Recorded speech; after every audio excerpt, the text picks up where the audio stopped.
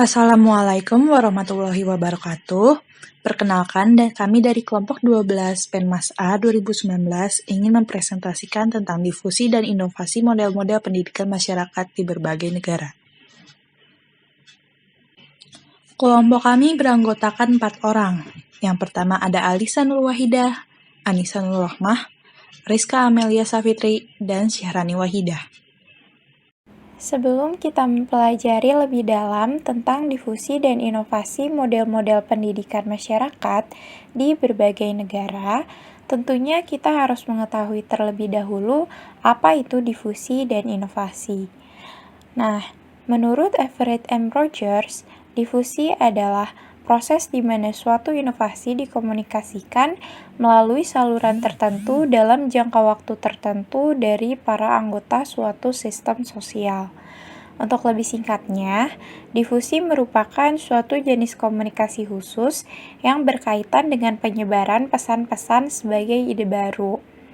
Inti dari proses difusi adalah mempertukarkan informasi dari seseorang kepada orang lain tentang suatu inovasi. Lalu ada inovasi. Inovasi adalah gagasan, tindakan atau barang yang dianggap baru oleh seseorang.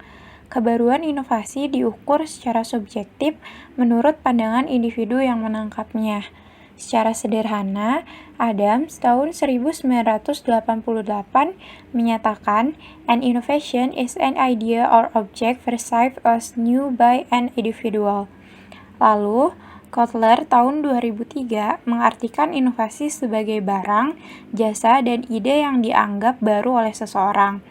Dari beberapa definisi tersebut, inovasi mempunyai 3 komponen, yaitu yang pertama ada ide atau gagasan, yang kedua ada metode atau praktek, dan yang terakhir ada produk, yaitu barang dan jasa. Untuk dapat disebut inovasi, ketiga komponen tersebut harus mempunyai sifat baru. Sifat baru tersebut tidak selalu berasal dari hasil penelitian mutakhir. Hasil penelitian yang telah lalu pun bisa disebut inovasi apabila diintroduksikan kepada masyarakat yang belum pernah mengenal sebelumnya. Jadi, sifat baru pada suatu inovasi harus dilihat dari sudut pandang masyarakat, bukan kapan inovasi tersebut dihasilkan. Dari kedua definisi tersebut, dapat disimpulkan bahwa proses sosial yang mengkomunikasikan informasi tentang ide baru yang dipandang secara subjektif. Makna inovasi dengan demikian perlahan-lahan dikembangkan melalui sebuah proses konstruksi sosial. Pada dasarnya, teori difusi inovasi menjelaskan proses bagaimana suatu inovasi dikomunikasikan lewat channel tertentu sepanjang waktu kepada anggota kelompok dari suatu sistem sosial. Nah, selanjutnya ada yang dimaksud dengan model pendidikan masyarakat. Model pendidikan masyarakat ini adalah usaha peningkatan rasa kesadaran, kepedulian, keterlibatan, dan tanggung jawab seluruh masyarakat. Surahmad memberikan 6 kondisi yang dapat menentukan terlaksananya model pendidikan masyarakat, yaitu yang pertama ada masyarakat sendiri memiliki kepedulian dan kepekaan mengenai pendidikan. Yang kedua, masyarakat telah menyadari pentingnya pendidikan bagi kemajuan masyarakat. Yang ketiga, masyarakat telah merasa memiliki pendidikan sebagai potensi kemajuan mereka. Yang keempat, masyarakat telah mampu menentukan tujuan-tujuan pendidikan yang relevan bagi mereka. Yang kelima, masyarakat aktif dalam berpartisipasi menyelenggarakan pendidikan. Dan yang terakhir atau yang keenam, masyarakat menjadi pendukung pembiayaan dan pengadaan sarana pendidikan. Jadi, dapat disimpulkan, model pendidikan masyarakat atau yang dikenal sebagai model pendidikan berbasis masyarakat adalah model pendidikan di mana menitik beratkan pada tangan masyarakat bagaimana pendidikan itu berlangsung, semua ditentukan oleh masyarakat dari kebutuhan, implementasi, dan hasil pendidikan. Top-down innovation. Top-down innovation dapat dikatakan sebagai model pendidikan otoriter karena inovasi pendidikan yang diciptakan oleh pihak tertentu sebagai pimpinan atau atasan yang diterapkan kepada bawahan. Cara dari inovasi ini dengan cara merangkul, mengajak, menganjurkan, dan bahkan memaksakan diimplementasikan pada bawahan dari si pencipta demi kepentingan bawahannya. Namun, bawahan tidak dapat memiliki kekuasaan untuk menolak pelaksanaan ini. Top-down innovation memiliki beberapa keuntungan, seperti yang pertama, menerapkan sistem yang terstruktur agar dapat menggunakan waktu seefisien mungkin sehingga tidak membutuhkan waktu lama untuk mencapai tujuan pendidikan yang diinginkan. Yang kedua, guru tidak perlu bekerja dan memberi masukan berkat peran terbaik pemerintah. Rencana itu bisa berjalan dengan mandiri. Yang ketiga, adanya standar pengajaran dapat mengukur ketuntasan dari belajar siswa sehingga dapat mengetahui kemampuan siswa. Yang keempat, karena biaya yang dikeluarkan ditanggung oleh pemerintah, maka hasil yang dipublikasikan dapat menjadi yang terbaik. Dan yang terakhir, yaitu kelima, mengoptimalkan kinerja aparatur pemerintah dalam melaksanakan rencana tersebut. Namun, ada juga kekurangan dari top-down innovation ini, yaitu yang pertama, menurut tingkat berpikir guru, kreativitas guru dalam pengembangan pembelajaran ini terbatas, karena peran pemerintah lebih penting daripada peran guru itu sendiri, maka peran guru tidak dapat lebih aktif lagi. Yang kedua, karena setiap sekolah memiliki sumber daya alam yang berbeda, maka terjadi ketidaksesuaian antara kebijakan pemerintah dengan kemampuan sekolah sesuai dengan lingkungan tempat pemerintah didirikan. Yang ketiga, peran guru hanya sebagai penerima keputusan atau hasil prosedur, dan proses pembentukan prosedur tidak diketahui dari awal hingga akhir. Yang keempat, tujuan utama dari rencana yang harus dikirimkan kepada siswa belum terwujud karena pemerintah pusat kurang memahami sumber daya manusia dan sumber daya alam yang ada di sekitar siswa. Yang kelima, keterbatasan fasilitas dan dana untuk penerapan standar pendidikan di daerah terpencil menjadi salah satu kekurangan dari inovasi top-down ini. Dan yang keenam, orang merasa diabaikan karena suara mereka tidak diperhatikan dalam prosesnya. Bottom-up innovation. Model yang biasanya dilakukan oleh pendidik ini berasal dari hasil ciptaan, sumber, dan pelaksanaannya dari pihak bawahan guna meningkatkan penyelenggaraan dan tingkat mutu pendidikan. Model ini juga sangat bertolak belakang dengan model top-down innovation, karena pada model ini lebih menitikberatkan pada ide, pikiran, kreasi, serta inisiatif dari sekolah, guru, maupun masyarakat. Dapat disimpulkan, model ini guru yang menjalankan banyak hal dari perencanaan hingga evaluasi. Sementara pemerintah sendiri hanya sebagai seorang fasilitator. Model ini juga memiliki beberapa keuntungan. Di antaranya yang pertama, peran guru mungkin yang terbaik dalam memberikan pendapat atau gagasan tentang rencana operasi kepada pemerintah. Yang kedua, tujuan yang diinginkan guru akan dapat tercapai sesuai dengan keinginan guru, karena ide tersebut bersumber dari guru itu sendiri, sehingga guru dapat melihat apa yang dibutuhkan.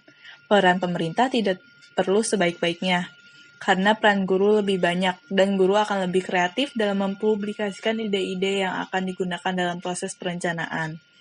Namun ada juga kelemahan dari bottom-up innovation ini, yaitu peran pemerintah tidaklah besar.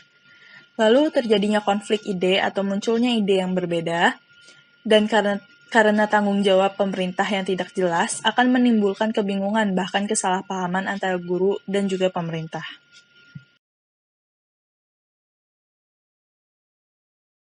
Desentralisasi adalah penyerahan kekuasaan pemerintahan oleh pemerintah pusat kepada daerah otonom berdasarkan asas otonomi. Desentralisasi sebenarnya adalah istilah dalam keorganisasian yang secara sederhana didefinisikan sebagai penyerahan kewenangan. Ada juga itu kelebihan desentralisasi. Yang pertama, ada struktur organisasi yang merupakan pendelegasian wewenang dan memperingan manajemen pemerintahan pusat. Yang kedua, mengurangi bertumpuknya pekerjaan di pusat pemerintahan. 3. Dalam menghadapi permasalahan yang mendesak, pemerintah daerah tidak perlu menunggu instruksi dari pusat. Yang keempat, hubungan yang harmonis dan gairah kerja antara pemerintah pusat dan daerah dapat ditingkatkan. Dan terakhir, ada peningkatan efisiensi dalam segala hal, khususnya penyelenggara pemerintahan, baik pusat maupun daerah. Ada juga kelemahan desentralisasi. Yang pertama, keseimbangan dan keserasian tujuan dapat mudah terganggu. Dua, desentralisasi dapat memunculkan sifat kedaerahan. Dan yang ketiga, memerlukan banyak waktu untuk melakukan perundingan atau musyawarah. Empat, memerlukan biaya besar. Lima, besarnya organ pemerintahan sehingga membuat struktur pemerintahan jadi kompleks dan dikhawatirkan koordinasi tidak lancar.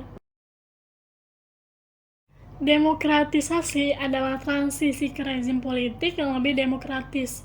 Tetapi, secara umum, demokratisasi adalah proses pendemokrasian agar rakyat turut serta dalam kegiatan politik suatu negara. Ada faktor umum adanya demokratisasi. Yang pertama itu faktor ekonomi. Faktor ekonomi sangat berpengaruh dengan adanya demokratisasi karena adanya peningkatan pembangunan ekonomi bisa menyebabkan terjadinya transisi ke demokratis. Walaupun hanya dalam waktu 10 hingga 20 tahun saja. Dua, faktor sosial. Faktor sosial ada perbedaan status dan pendapat pada masyarakat. Bisa mempengaruhi demokratisasi, contohnya semakin rendah status dan pendapatan orang, akan semakin rendah pendapatan peluang dalam demokratisasi.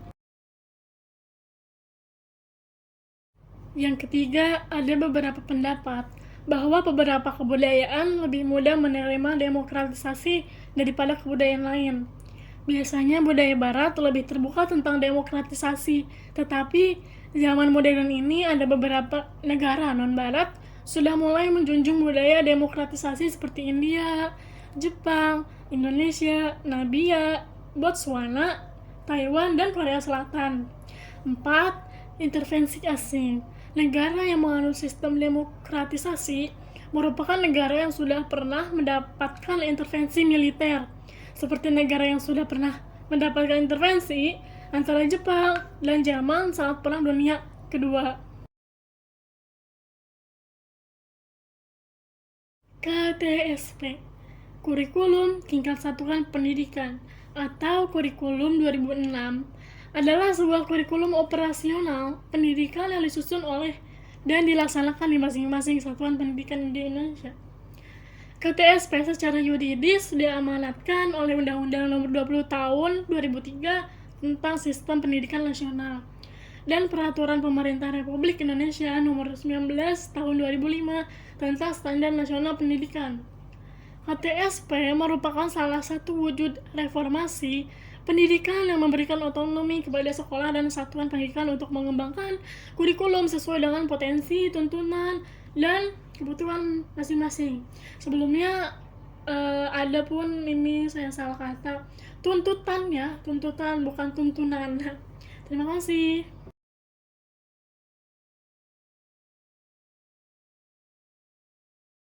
Baik, di sini saya akan menjelaskan mengenai quantum learning. Deporter dalam Quantum Learning 1999 mengemukakan bahwa quantum learning ini adalah sebuah penggabungan dari sugestologi atau teknik percepatan belajar dengan teori keyakinan dan metode yang diciptakan sendiri. Nah, dapat dikatakan quantum learning ini merupakan strategi atau siasat dan seluruh proses belajar mengajar yang dapat membantu meningkatkan pemahaman, ingatan, dan dapat menjadikan belajar adalah suatu kegiatan yang menyenangkan juga bermanfaat. Nah, tadi kan sudah disinggung nih, ada beberapa teori yang digunakan dalam quantum learning ini. Teori-teori tersebut adalah teori otak kanan otak kiri, teori otak triune, pilihan modalitas, atau visual, auditorial, dan kinestetik. Kemudian ada teori kecerdasan ganda, pendidikan holistik, belajar berdasarkan pengalaman, belajar dengan simbol, dan belajar dengan stimulus atau permainan. Nah, proses yang dapat membangkitkan kemauan belajar anak secara kreatif dan aktif ini termasuk kepada ruang lingkup quantum learning. Pembelajaran yang dilakukan dalam lingkungan dan suasana yang menyenangkan, kurang formal, serta pengaturan tempat duduk, pencahayaan yang baik akan membuat para peserta nyaman dan menikmatinya. Maka pembelajaran pun dikenal sebagai pembelajaran efektif. Nah, selanjutnya yang terakhir adalah Contextual Teaching Learning atau CTL atau pembelajaran kontekstual. CTL tersendiri merupakan sebuah proses pembelajaran, sebuah konsep proses pembelajaran di mana guru mendemonstrasikan situasi dunia nyata dan dalam kelas, kemudian mendorong para siswanya untuk menciptakan solusi yang berhubungan dengan pengetahuan yang ia miliki dengan implementasinya dalam kehidupan mereka. Siswa pun akan mendapat pengetahuan dan proses tadi menjadi bekal pada siswa untuk menemukan solusi dalam sebuah permasalahan kehidupan mereka. Nah, pendekatan pembelajaran kontekstual ini ada lumayan banyak. Yang pertama ada konstruktivisme, menemukan, bertanya, masyarakat belajar, pemodelan, refleksi, dan penilaian sebenarnya. Model pembelajaran ini mengharapkan hasil yang membuat siswa lebih memaknai pembelajaran. Dalam hal ini, proses pembelajaran yang berlangsung terjalin secara alamiah dalam upaya kegiatan siswa beraktivitas dan merasakan, bukan semata-mata memindahkan pengetahuan dari guru ke siswa. Jadi, strategi atau perencanaan sangat penting daripada hasil. Guru terus mendorong siswanya untuk memaknai apa itu belajar, bagaimana manfaatnya, dan cara untuk mencapainya. Maka nantinya mereka akan menyiapkan diri sebagai seseorang yang membutuhkan belajar untuk bekal kehidupan di masa depan.